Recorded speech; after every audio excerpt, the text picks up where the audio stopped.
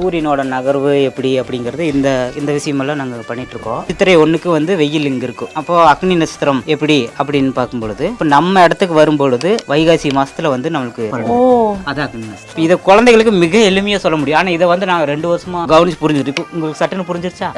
ஒரு உபகரணம் இருந்தா தான் நம்ம எளிமையா சொல்லிக் கொடுக்க முடியுது. அப்ப இந்த நகர்வுகளை தான் வந்து சூழல் மாறுபடுது. அந்த சூழல் மாற்றத்திற்கு தான் பருவங்கள் இதாகுது. அந்த பருவத்துல மாறுபடுறதுனால உடம்பு ஒரு சூழல் இருந்து இன்னொரு சூழலுக்கு தகவமைக்கிறதுக்காக வரப்படுறதா காய்ச்சல். அப்ப நாம அதுக்கு ஒரு 3 நாள் பொறுத்து இருந்தா போதும். அதாவது எங்களோட கணக்குப்படி இன்னைக்கு வந்து ஆடி 19. உங்க கணக்குப்படி? கணக்குப்படி ஆடி 18 அமாவாசை முடிஞ்சதுக்கு பிற்பாடே பாத்துட்டீங்கன்னா காற்று மாறிடுச்சு. அதிகமா காற்று அடிக்குது. அதுல ஒரு குளிர்ச்சி இருக்குது. இப்ப குழந்தைகளுக்கெல்லாம் உடம்பு சரியில்லாம போச்சு. ஏன்னா இது காற்று மாறதுக்கான ஒரு இயல்பு. உடம்பு சரியில்லைன்னா என்ன பண்ணுவீங்க? ஏதோ கசாயம் வச்சு குடிக்கிறது, மருத்துவமனைக்கெல்லாம் போற விஷயம்லாம் கிடையாது. தேவைப்பட்டா போகலாம், தேவையே படுறது இல்லையே. தேவைப்படுறது இல்லை. ஸோ இப்போ இது சம்பந்தமா இது ஃபர்ஸ்ட் இது பேர் என்ன, இது எதுக்காக உருவாக்கி இருக்கீங்கன்னு எங்களுக்கு சொல்ல முடியுமா? பருவ மாற்றங்கள் எப்படி நடக்குது அப்படிங்கறதுக்காக எங்களோட புரிதலுக்கு நாங்க இதுவரை கவனிச்சதுல எங்களோட புரிதல் படி பார்த்துட்டீங்கன்னா இந்தந்த மாசத்துல இந்தந்த மாற்றங்கள் ஏற்படுது. இப்போ அதுக்கு தகுந்த மாதிரி நம்ம வாழ்வியல் அமைச்சுக்கணும் அப்படிங்கறத அடிப்படை காரணம். அப்போ வந்து பாத்தீங்கன்னா இது பாருங்க, இதுக்கு நடுவில் இருக்கிறது சித்திரை 1. சித்திரை 1க்கு சூரியன் வந்து நடுவுல உதயமாகுது. இங்க வருங்க பாருங்க. எனக்கு ஒரு சின்ன சந்தேகம் தான், இது எப்படி செட் பண்ணிக்கிறீங்க நீங்க? இங்க வந்து சித்திரை 1ன்னு லைட் ஆன் பண்ணிக்கிறீங்க, நம்ம எப்படி வேணா திருப்பி வச்சுக்கலாம். ஆமா ஆமா, திருப்பி வச்சுக்கலாம். எல்லா நாடுகளும் இப்ப நாம இந்தியாங்கறனால நான் இந்தியா வச்சிட்டேன். இந்தியாங்கிறதுனால இந்தியா வச்சுட்டோம். அப்ப வந்து இந்தியால வைக்கும் போது சித்திரை 1ல வந்து என்ன சூரியன் வந்து எந்த இடத்துல இருக்கு அப்படிங்கும் போது பாத்தீங்கன்னா மால்தீவ்ஸ்ல நேரா வெளிச்சம் இருக்கு. அத வந்து பூமத்திய ரேகை, அங்கதான் மால்தீவ்ஸ் இருக்கு. சரிங்களா? அது இந்த இது. அதுக்கடுத்து பாத்தீங்கன்னா நமக்கு நிழலாத நாள் எப்ப வருதுன்னா வைகாசி மாதம் தான் வருது.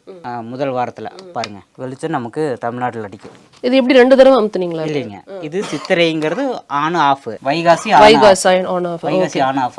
அப்ப என்னன்னா இங்க வந்து வெளிச்சம் வந்து பாத்துட்டீங்கன்னா இதுல நேரா நம்ம தமிழ்நாட்டுக்கு மேலப்படுது. ஓ சரி சரி. அப்போ வெப்பம் வெயில் ஆகும் பொழுது வெப்பம் உயர்ந்து அதை தணிக்கிறதுக்கு இயற்கையாவே மழை பெய்யும். அப்ப இந்த விஷயத்தை புரிஞ்சுக்கிட்டோம்னா மழை எப்ப வரும்னு தெரிஞ்சிருங்களா? ஓ சரிங்க சரிங்க. ஓகே, இது வந்து அததான் சொல்றேன், இது புரியறதுக்கே எங்களுக்கு பல நாட்கள் ஆகும் போல இருக்கு. அடுத்தது ஆனி, அப்புறம் ஆடி. இப்ப வந்து ஏன் இந்த சூழல் இருக்கு அப்படின்னா சூரியன் நமக்கு உச்சியில் இல்ல, உச்சியில் இருந்தா தானே நமக்கு இதாகும். இப்ப பாத்தீங்கன்னா அதிகமான மழை வட இந்தியால தான் பெஞ்சிட்டு இருக்கு.